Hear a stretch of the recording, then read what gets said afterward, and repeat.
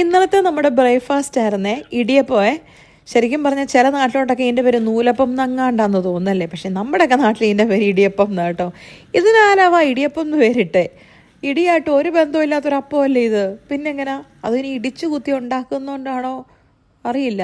ഇനി പണ്ടത്തെ കാലത്ത് ഏതെങ്കിലും അമ്മച്ചിമാർ ഇത് ഉണ്ടാക്കിക്കൊണ്ടിരുന്നപ്പോഴേ കെട്ടിയം കൂനിച്ച് കൂമ്പിനിടിച്ചോണ്ടാണോ ഇടിയപ്പം എന്ന് പേരിട്ടെ? ചിലപ്പോൾ അങ്ങനെ വല്ല അമ്മച്ചിമാരും ഇട്ടതായിരിക്കും അല്ലേ.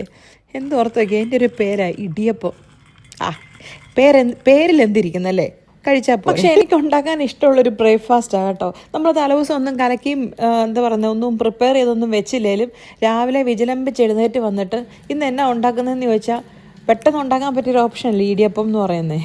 അതുകൊണ്ട് എനിക്ക് ഭയങ്കര ഇഷ്ടമാണ്. പിന്നെ ഇപ്പോഴത്തെ എൻ്റെ പ്രശ്നം ഇതിൻ്റെ കറി ഉണ്ടാക്കലാന്നേ, കാരണം ജസ്റ്റിക്ക് നോയമ്പാ. അതുകൊണ്ട് തന്നെ നമ്മുടെ സ്ഥിരം വേട്ടമൃഗമായ മുട്ടക്കറി ഉപയോഗിക്കാൻ പറ്റത്തില്ല.